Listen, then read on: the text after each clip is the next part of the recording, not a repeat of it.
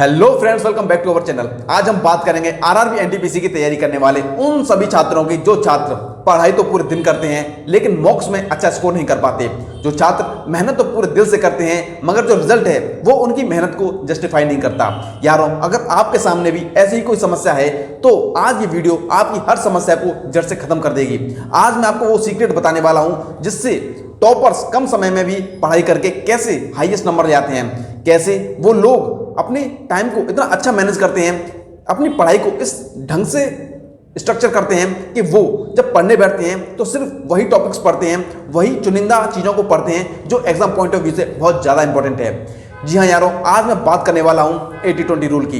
ये rule Italian अर्थशास्त्री Vilfredo Pareto ने दिया था, जिसको परेटो प्रिंसिपल के नाम से भी जाना जाता है। ये रूल बताता है कि आपके 80% जो रिजल्ट्स हैं वो आपके 20% एफर्ट्स पर डिपेंड करते हैं। इस रूल के जरिए परेटो कहते हैं कि दुनिया में जो 80% आविष्कार हुए हैं उनके आविष्कारकर्ता 20% लोगों की श्रेणी में आते हैं। इस दुनिया में जो 80% धन है वो 20% लोगों के पास है। इस दुनिया में 80% शराब तो 20% शराबी ही पी जाते हैं। इस दुनिया में 80% क्राइम 20% क्रिमिनल द्वारा किए जाते हैं। और यारों, यही नियम हमारे एग्जाम पॉइंट ऑफ व्यू से भी बहुत ज़्यादा इंपॉर्टेंट है और हमारे एग्जाम में लागू होता है। हमारे एग्जाम में टॉप 20 टॉपिक्स ही ऐसे हैं जो हमारे 80% मार्क्स को कवर करते हैं। यारों, आज मैं आपको वही चीज़ें बताने वाला हूँ। तो अगर आपने अब तक ये वीडियो लाइक नहीं किया है तो इसे लाइक करें और आप चैनल से नहीं जुड़े हुए हैं तो चैनल से जुड़ जाएं, क्योंकि मैं आपके लिए ऐसी ही काम की वीडियोस लाता रहूँगा। तो यारों, अब मैं आपको वो 3 जबरदस्त तरीके बताऊंगा जिनको अगर आप फॉलो करते हो तो आपका सिलेक्शन पक्का है। तो हम वीडियो आगे स्टार्ट करें उससे पहले आप अपनी नोटबुक और पेन लेकर बैठो, क्योंकि ये चीज़ें बहुत ज़्यादा इंपॉर्टेंट है और इन्हें अपनी हिट लिस्ट में शामिल कर लो कि हमें ये चीज़ करनी ही करनी है। सबसे पहला है सब्जेक्ट वाइज एनालिसिस। जी हाँ यारों, हर सब्जेक्ट में कुछ टॉपिक ज़्यादा इंपॉर्टेंट होते हैं और कुछ टॉपिक थोड़े कम इंपॉर्टेंट होते हैं। अभी हमारा फुल फोकस है कि जो ज़्यादा इंपॉर्टेंट टॉपिक है उनको कवर करें, वो टॉपिक बिल्कुल भी छूटने नहीं चाहिए। इसके लिए आप पीवाईक्यू का एनालिसिस कर सकते हो। जब आप पीवाईक्यू क्वेश्चंस देखते हो तो उसमें देखो कि कौन से सब्जेक्ट किस सब्जेक्ट में किस चैप्टर से ज़्यादा क्वेश्चन पूछे जा रहे हैं। यारों, जब मैंने एनालिसिस किया तो मैंने पाया कि मैथ में ओनली 4 चैप्टर ऐसे हैं जिनको अगर आप कवर करते हो तो वो आपके 80% मार्क्स कवर कर देंगे। जी हाँ यारों, पहला चैप्टर है आपका परसेंटेज, दूसरा चैप्टर है रेशियो, तीसरा है मेंसुरेशन और चौथा है ट्रिग्नोमेट्री। यारों, मेरे हिसाब से अगर आप इन 4 सब्जेक्ट को, इन 4 चैप्टर्स को क्लियर कर लेते हो, डिटेल में पढ़ लेते हो, तो आपका मैथ्स में 80% स्कोर तो कहीं नहीं गया है। वो कैसे? देखो, जो परसेंटेज चैप्टर है वो आपका न सिर्फ परसेंटेज कवर करता है बल्कि प्रॉफिट एंड लॉस और आपका जो सिंपल इंटरेस्ट, कंपाउंड इंटरेस्ट, इसको भी कवर करता है। रेशियो आपका रेशियो चैप्टर के अलावा मिक्सचर एंड एलिगेशन, आपका time and work, speed and distance, trains और जो आपका बोट्स वाले क्वेश्चन, पाइप एंड सिस्टम वाले क्वेश्चन, इन सभी टॉपिक्स को वो कवर करता है। मेंसुरेशन और फिर ट्रिग्नोमेट्री आपके हाइट एंड डिस्टेंस को भी कवर करती है। यारों, अगर आप इन चैप्टर्स को क्लियर कर लेते हो तो आपके मैथ्स में 80% मार्क्स तो कहीं नहीं गए हैं। उसके बाद आपको अपना टाइम बाकी के जो बचे हुए चैप्टर हैं उनमें लगाना है, जैसे एवरेज हुआ, सिंप्लीफिकेशन हुआ, इनमें। इसके बाद हम बात करते हैं रीजनिंग की। तो रीजनिंग में जो मैंने 5 से 6 टॉपिक्स देखे उनको आपको पढ़ना बहुत ज़्यादा इंपॉर्टेंट है और डीप में पढ़ना चाहिए, जिसमें पहला चैप्टर है आपका सिटिंग अरेंजमेंट का।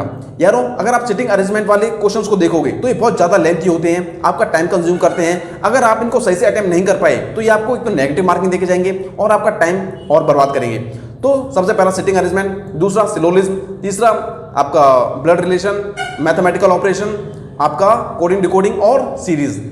यारों, इन चैप्टर्स को तो आपको डिटेल में स्टडी करना ही पड़ेगा अगर आप रीजनिंग में से फुल मार्क्स चाहते हो तो। इसके बाद हम बात करते हैं जीके जीएस की। जीके जीएस को यारों बहुत ज़्यादा वाइड है। इसको जब मैं एनालिसिस कर रहा था, टॉपिक्स छांट रहा था, तो मेरे को लगा कि यार आपको सिलेक्शन चाहिए तो जो मैं बात अब आपको बोलने वाला हूँ इसको आपको फॉलो करना ही पड़ेगा। इसके अलावा जीके जीएस में अच्छा स्कोर करने का और कोई तरीका मुझे नहीं लगता होगा।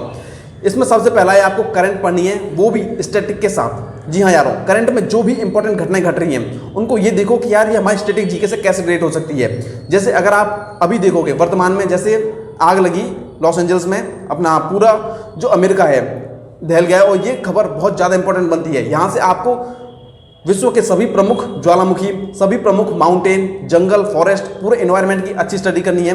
और ये आपकी ज्योग्राफी को तो कवर करेगा ही, साथ में आपकी स्टैटिक जीके को भी कवर करेगा। आप करंट प्लस स्टैटिक जीके पढ़ो और आप इनको आप पीवाईक्यूज में भी देख सकते हो कि पीवाईक्यू जो क्वेश्चन हुए हैं पहले, वहाँ करंट प्लस स्टैटिक जीके कैसे पूछी गई है। आप जब पीवाईक्यू पढ़ते हो तो उनको सिर्फ रटो मत, उनमें देखो कि यार एग्जामिनर कैसे पूछता है क्वेश्चंस को। दूसरा आपका स्टैटिक जीके यारों, स्टैटिक जीके नहीं, आपका वो जनरल साइंस में आपसे वो कोई फॉर्मूला नहीं पूछता, कोई आपसे एमसीओ न्यूमेरिकल्स नहीं पूछता, आपसे सिंपल स्टैटिक साइंस पूछता है, फैक्चुअल बेस 10th लेवल की।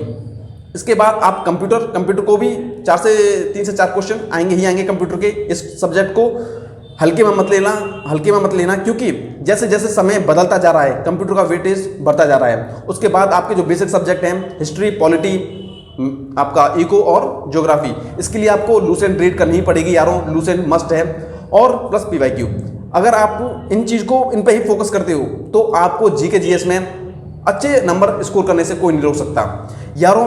ये तो मैंने आपको बताया कि आपको क्या क्या पढ़ना है। अब दूसरा आपको इसमें एक चीज़ और ऐड करनी है, वो है पीवाईक्यू यारों कौन कौन से।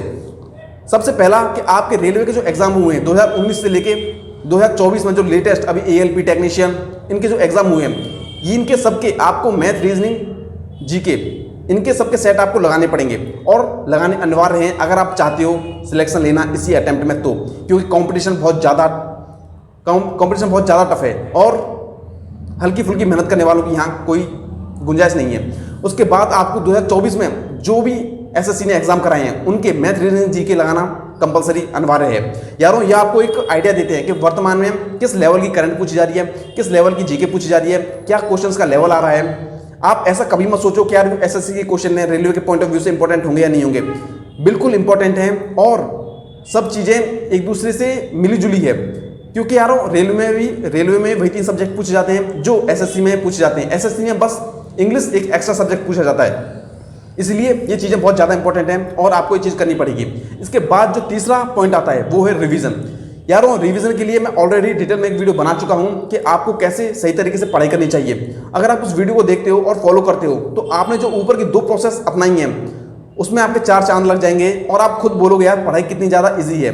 हम जिसको मेहनत मानते थे हकीकत में तो वो मेहनत है ही नहीं यारों। अगर आपको पढ़ने में भी मेहनत लगती है तो आप वो देखो कि इन दिनों में जो लोग खेतों में पानी दे रहे हैं, जो इस सर्दी के मौसम में भी अपने काम के लिए बाहर निकल रहे हैं, इस घने कोहरे में भी मेहनत कर रहे हैं यारों, असली मेहनत तो वो लोग कर रहे हैं। हम लोग तो कमरे में बैठ कर सिर्फ पढ़ाई कर रहे हैं और पढ़ाई भी हम लोग नहीं कर पाएंगे तो इस उम्र का हम करेंगे क्या यारों, मेहनत तो करनी है।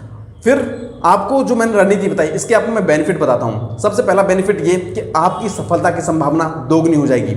आप उन लाखों करोड़ों की भीड़ से बिल्कुल अलग छट जाओगे जो सही तरीके से पढ़ने का तरीका है उसको फॉलो नहीं कर रहे हैं और आप अपने कम समय में ज़्यादा से ज़्यादा इफेक्टिव स्टडी कर पाओगे यारों।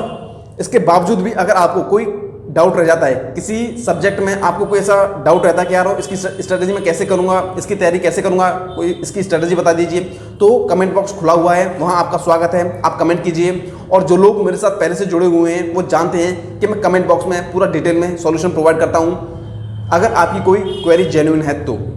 तब तक के लिए धन्यवाद, मिलते हैं अगली वीडियो में।